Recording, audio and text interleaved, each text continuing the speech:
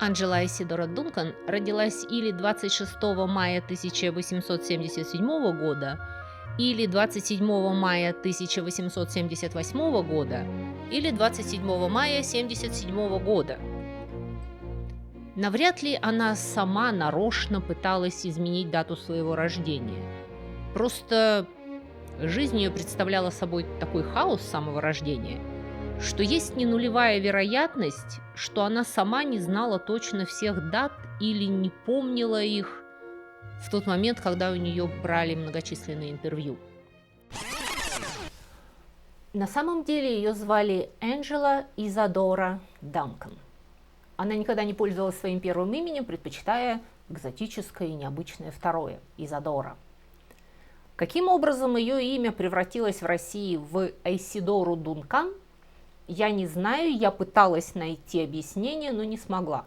Пожалуйста, если это в рамках вашей компетенции, объясните нам в комментариях. Не то чтобы существовали какие-то железные стандарты о транскрипции иностранных имен. Мы же не называем актера Майкла Дугласа Микаэлем Дагласом. Хотя в этой фамилии второе «а» произносится Даглас. Фамилии Данкан второй слог вообще, второе гласное просто проглатывается. Поэтому не удивляйтесь, что я буду называть ее Дункан. Я считаю, что так правильнее, естественнее, и устоявшуюся транскрипцию пора поменять. Мы же не продолжаем говорить Иванхоя, как герой Тургенева. В какой-то момент название романа сменилось на Айвенго, и у людей перестали вянуть уши, потому что транскрипции не выбиты в граните. Напишите, что вы думаете по этому поводу. Очень возможно, что Исидора Дункан так и делает. Может быть, она в кабинете обедает, а в ванной режет кроликов. Может быть. Но я и не Исидора Дункан. Я буду обедать в столовой, а оперировать в операционной. Передайте это общему собранию.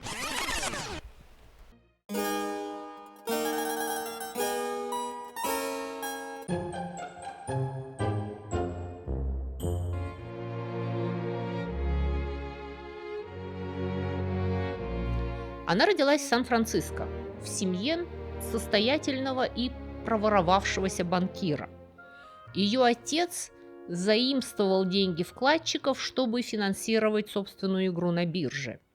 В стиле «я не крал», я брал взаймы и был уверен, что скоро отдам. Отдать он не успел, его поймали и судили. И тогда мать Айсидоры, утонченная светская красавица с возвышенными принципами и безо всяких практических навыков, забрала детей и ушла от мужа в никуда, с 4 малыми детьми, без профессии и без каких-либо идей, как она будет их содержать. Детей она воспитывала в любви к высокому искусству и в презрении ко всему материальному. Как будет утверждать потом в своих воспоминаниях сама Айсидора, перед моим рождением моя мать, находясь в очень трагическом положении, испытывала сильнейшие душевные потрясения. Она не могла питаться ничем, кроме замороженных устриц и ледяного шампанского. Короче, в течение следующих 10 лет они с детьми в прямом смысле слова несколько раз чуть не умерли от голода и лишений.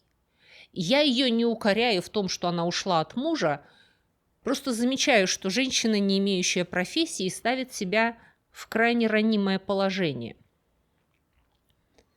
Айсидора, ее сестра и братья очень быстро начали пытаться заработать на хлеб. Учиться им было сильно некогда. Мать пыталась шить, давать уроки игры на фортепиано, но она не справлялась. Когда Айсидоре было 6 лет, мать застала ее за тем, что она собрала с десяток соседских малышей и, усадив их перед собой на пол, учила двигать руками. Айсидора объявила, что это ее школа танцев. И эта игра продолжала существовать и постепенно сделалась очень популярной. Родители окрестных девочек начали платить Айсидоре небольшие суммы за обучение их детей. Так было положено начало тому занятию, которое впоследствии оказалось очень выгодным. Напишет Айсидора, но если она имеет в виду школы танцев, то она лукавит. Ее школы танцев не только не были никогда выгодными предприятиями, они, собственно, были бездонными пучинами, куда утекали ее значительные гонорары. Но если она имеет в виду танец сам по себе, то да, она найдет способ зарабатывать, танцуя.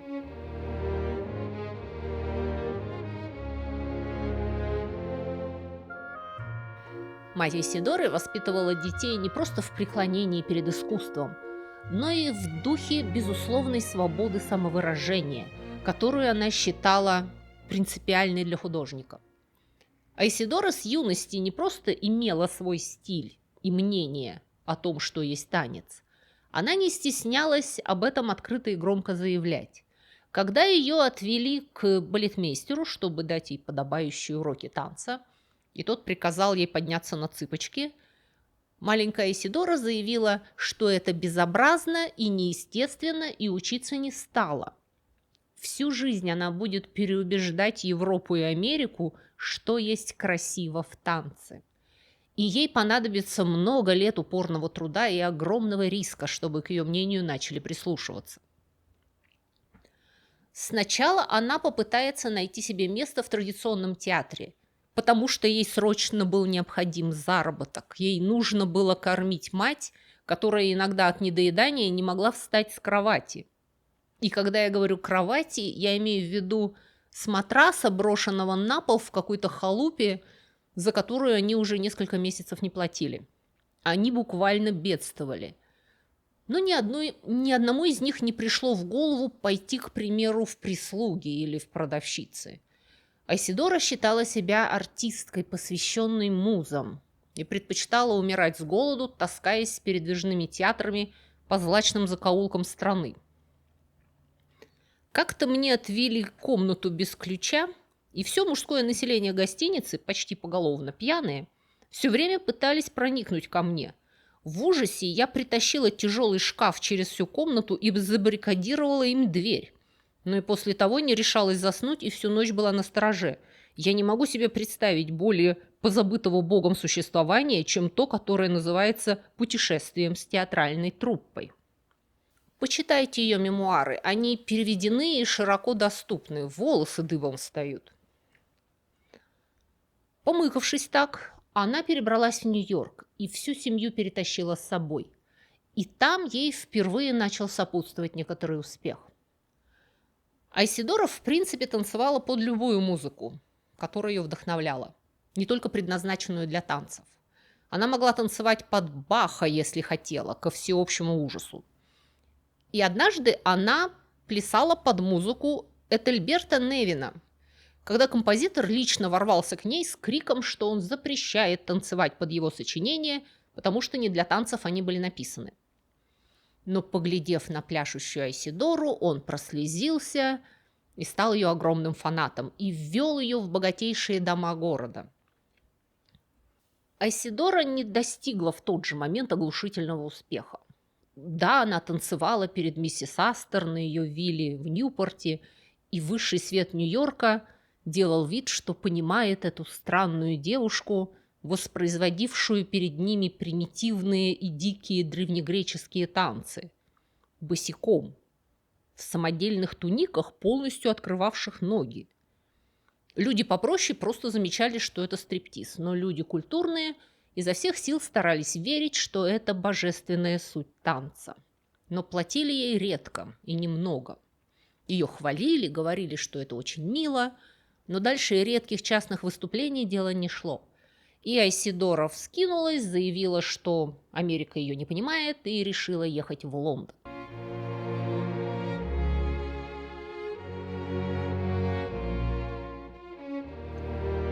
В Лондоне Дунканы фактически жили в Британском музее. Не только потому, что там можно было изучать античные барельефы и росписи на вазах, но также потому, что там топили. Обманом, хитростью и противотанковым обаянием Айседоре удавалось держаться на плаву и иногда добиваться ангажементов в богатых домах. Но ни в Лондоне, ни после в Париже массовый успех к ней не приходил. Айседора Дункан придерживалась радикальной идеи, что танец должен быть естественным выражением человеческого духа, а не жестким набором академических правил. Она считала, что движения в танце должны быть органичны и просты. Нечто противоположное сложившееся к тому времени эстетике классического балета, который она считала лживым и возмутительным и вообще не искусством. Она пыталась в меру своей интуиции воспроизводить предполагаемые древнегреческие танцы из той информации, которую она могла почерпнуть, изучая вазы и барельефы в музеях. И она танцевала не просто без корсета и пуантов, а в самодельной длинной тунике с разрезами по бокам, полностью открывавшей ноги, босиком. Напомню, что в те годы люди даже на пляж ходили в чулках и специальных тапочках. Танцевать босиком тогда было примерно как сейчас танцевать голышом, утверждая, что так делали древние греки. С одной стороны, нечем крыть, древние греки весьма вероятно действительно так делали. С другой стороны, вас забанят в Ютубе. Вы наверняка будете зарезаны цензурой, какими бы чистыми и духовными ни были ваши идеалы. То есть, если вы слышали о том, что выступления Исидоры Дункан вызывали шок у публики, это ее костюмы вызывали шок, а ее танцы вызывали насмешки за их примитивность. Вы можете посмотреть на то, как танцевала Дункан, несмотря на то, что она была категорически против любой записи своих танцев, как в фотографии, так и впоследствии кино. Фотографий, где она действительно танцует, а не просто позирует, осталось мало. И они, кстати, поражают изяществом, в отличие от ее довольно глупо выглядящих студийных портретов. Но поскольку она воспитала школу, то благодаря ее ученицам, ее дочкам, танцы Айседоры сохранились, и сейчас их воспроизводят артисты современного балета. И вы можете на них посмотреть, я дам ссылку. Так вот, в комментариях современные зрители говорят примерно то же самое, что говорили зрители в конце XIX века. Подавляющее большинство людей смотрело на нее в лучшем случае как на блаженную. Ее танец называли и продолжают называть детским, примитивным, однообразным, дилетантским, чем-то, что не требует длительного обучения, основанным на природном изяществе, но не имеющим под собой тренировки навыков, недоступных человеку с улицы. Сравнить с тем же классическим балетом, вам он может казаться скучным, устарелым и механическим, но вы видите, какие у танцовщиков физические способности. Это практически акробатика высшего пилотажа, исполняемая с удивительной точностью и легкостью. А последователи Айседоры просто прыгают по сцене, взмахивая руками, туда поскачет, сюда поскачет, ручками всплеснет. Здорово похоже на утренник в детском саду. Я думаю, что будет вполне корректно сравнивать танец Дункан с черным квадратом Казимира Малевича. В их воздействии на публику я имею в виду. Подавляющее большинство говорило пресловутое «так и мой трехлетний ребенок пляшет под траля-ля». И поэтому ей так долго не удавалось достичь настоящего успеха. Но зато, когда она его добилась, это сразу было культовое поклонение. Люди должны были поверить в нее, чтобы начать ею восхищаться. Люди, поэтами и художниками вперед, уверовали в ее философию танца, и они поверили, что это и есть настоящая духовность, что этот примитивизм, эта непосредственность не являются деградацией и шагом назад, а напротив огромным скачком вперед. Ее начали в прямом смысле слова носить на руках. Если бы кто-нибудь сказал им, что король-то голый, они бы были растерзаны на месте. Тем, кто говорил, что Дункан не умеет танцевать, со стервенением возражали, что они просто ничего не понимают, что ее творчество выше идиотских устаревших стандартов, что она богиня и посланец будущего, что она дышит искусством, и никто до нее еще не соединил музыку, танец и духовность в одно. С началом нового века она уже с успехом гастролирует по всей Европе. Триумф за триумфом. Будапешт, Берлин, Вена и Мюнхен. Студенты носили ее на руках. Скульпторы и художники, такие как Агюст Роден и Антуан Бурдель, изображали Айсидору как воплощение современной красоты в движении. Она вышла на мировую сцену и стала частью богемной элиты. Она становится модной, ее идеология становится модной. Айсидора начинает получать большие гонорары, и ее постоянно приглашают выступать с гастролями по всей Европе, как на больших сценических площадках, так и в элитном окружении, в частных домах. В 1911 году французский модельер Пол Пуаре арендовал особняк «Павильон де Бутар», где он устраивал роскошные вечера. И на одном из самых известных, праздник Баха, 20 июня 1912 года, Айсидора Дункан, одетая в греческое вечернее платье, разработанное самим Пуаре, танцевала на столах среди 300 гостей. 900 бутылок шампанского были выпиты до первых лучей солнца. Айсидора победила.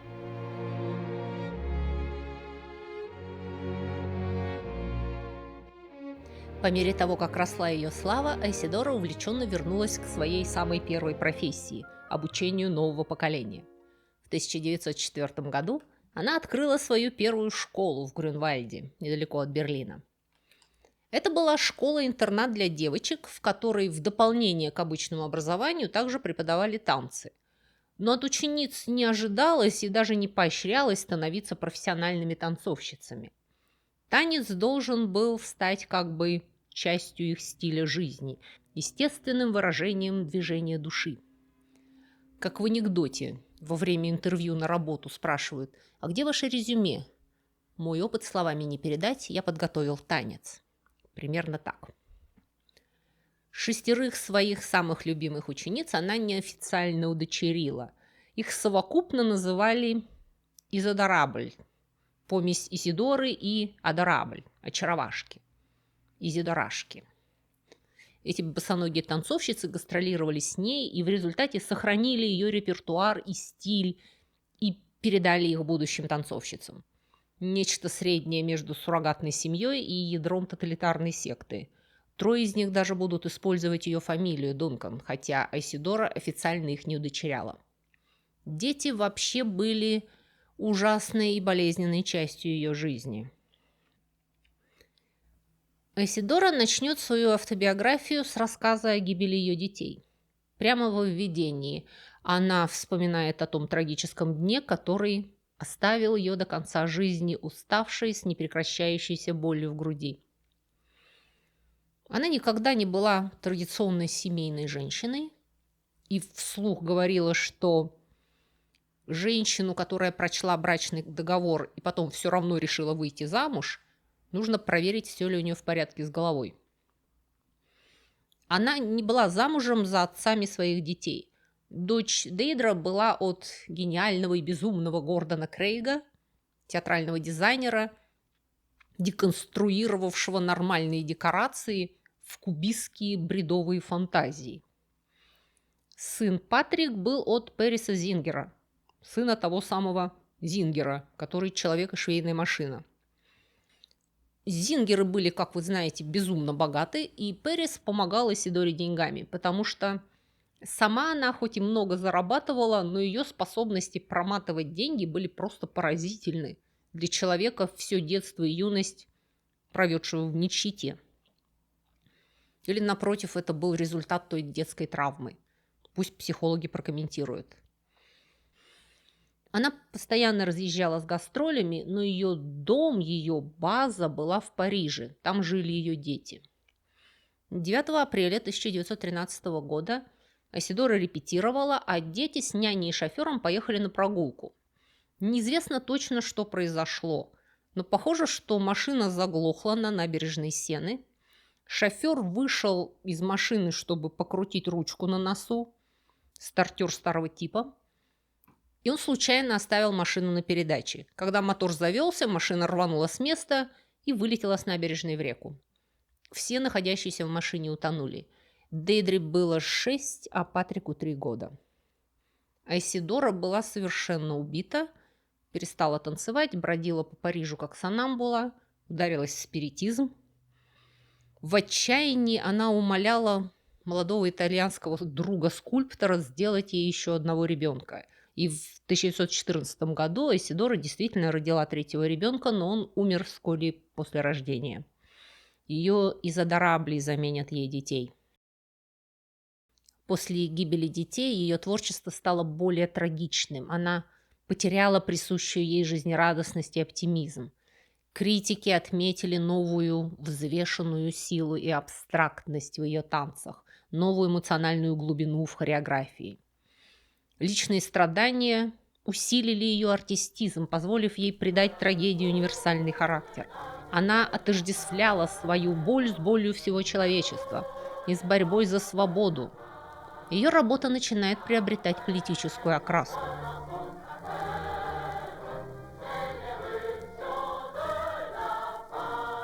После 10 лет успеха за границей в 1914 году она с триумфом вернулась на родину, в Америку, где она шокировала бостонскую публику, станцевав «Марсельезу», закутавшись в красный плащ. Ее начинают называть «красной танцовщицей». Айседора с восторгом примет Октябрьскую революцию в России. Не видит в ней ничего плохого, только положительное. С энтузиазмом следит за строительством страны победившего пролетариата. И решает ехать в Советский Союз, чтобы стать частью этого исторического будущего.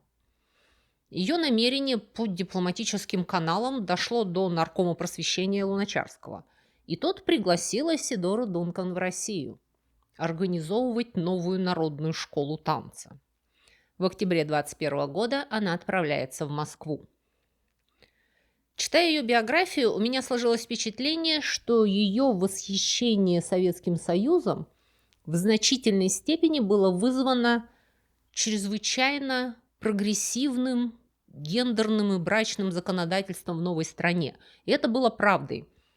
Советская Россия утвердила равенство женщин и решительно порвала с буржуазными предрассудками по отношению к вопросам пола.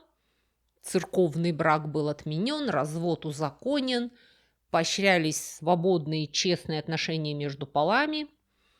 Революционное искусство тоже Айседору притягивало.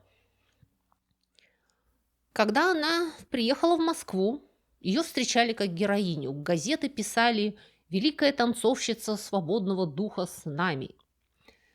Наркомпрос выделил ей квартиру в особняке на Причистенке в старом аристократическом доме. После революции этот дом стоял полуразрушенным и разделенным на коммуналки. Айседоре досталась пара комнат без электричества и без водопровода. Наступила зима, в доме стало страшно холодно. Айседора вспоминала, как топить печку, и начала учить детей пролетариата искусству божественного танца. Столовых нет ни у кого в Москве. Даже у Айседоры Дункан.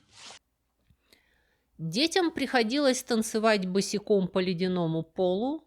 Айседора буквально обматывала учеников платками и полотенцами, чтобы они не замерзли. Отношения с советской властью едва пережили медовый месяц. Как вы поняли, Дункан не была человеком, которому можно было диктовать, что и как танцевать. Ее выписали не просто за красивые глаза, а для того, чтобы она стала инструментом политической пропаганды. Создавала танцы о революции и борьбе за социализм. Она честно пыталась танцевать под интернационал, но долго это вдохновение не протянуло. А тут еще этот скандальный роман с Сергеем Есениным.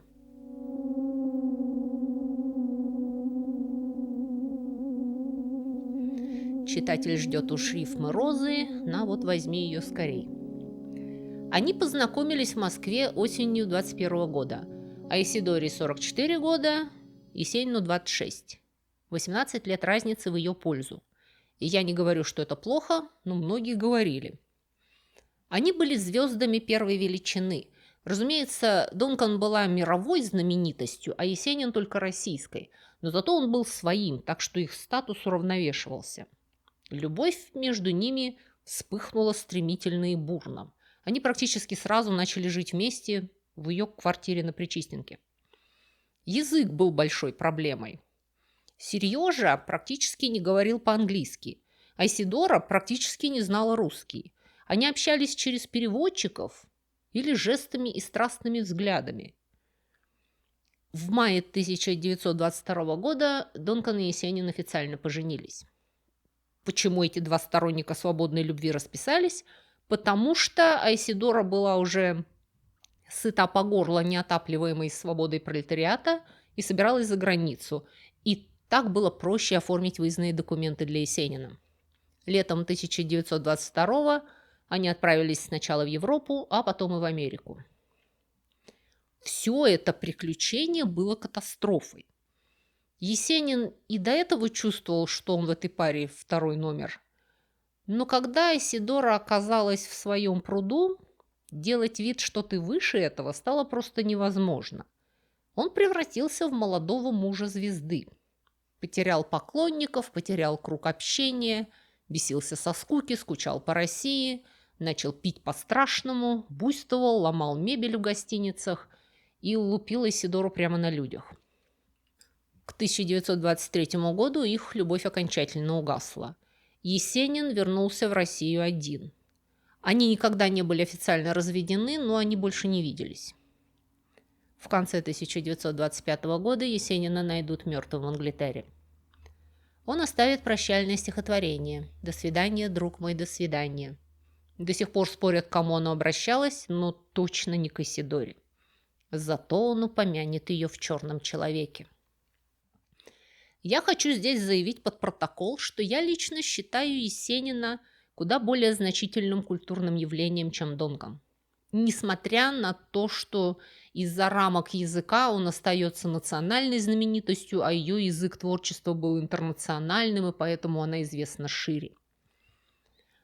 Я понимаю, что сравнивать поэта с балериной трудно.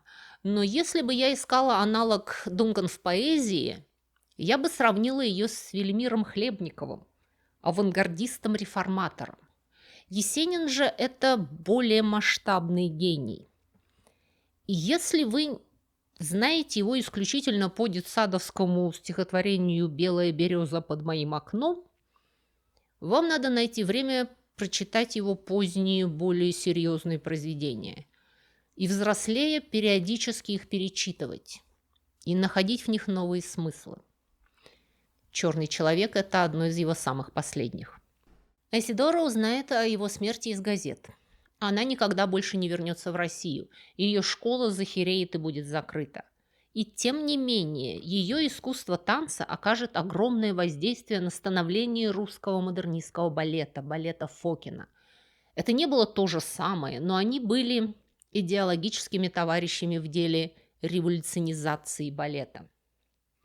Айседоре самой недолго осталось жить. В 1927 году она была в Ницце и только что закончила писать свои мемуары.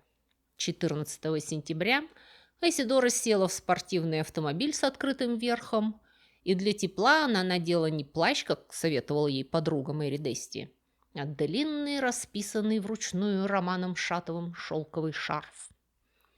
Айседора сказала на прощание: «Прощайте, друзья мои, я иду к славе». Правда, Мэри Дести потом по секрету утверждала, что Айседора сказала тогда: «Я ухожу любить». Когда автомобиль сорвался с места, ее развивающийся шарф запутался в спицах заднего колеса, буквально выдернув ее из машины. Айседора получила травмы, несовместимые с жизнью, и умерла до прибытия в больницу. На момент своей смерти она была советской гражданкой 50 лет. Айседора Дункан была кремирована, и ее прах был помещен рядом с прахом ее детей на кладбище Пер-Лашез в Париже. Ее назвали «Мать танца». Эта дерзкая самоучка, ведомая музыкой и интуицией, заложила основы танца модерн. Без нее не было бы современного балета. Она дала сигнал ломать старые каноны. Она освободила танец от оков сюжета, сделала эмоции и музыку основой танца, вернула телу естественность движений. Она оставила в наследство всем танцорам, вне зависимости от их школы и стиля, свой принцип неограниченной свободы творчества. И это был рассказ об Айседоре и о значении личности в истории искусства. Не забывайте ставить лайк, если вам понравилось. Напомните алгоритму YouTube, какие темы вам предлагать. Рекомендуйте мой канал друзьям и подписывайтесь сами. Всего вам доброго. До скорых встреч.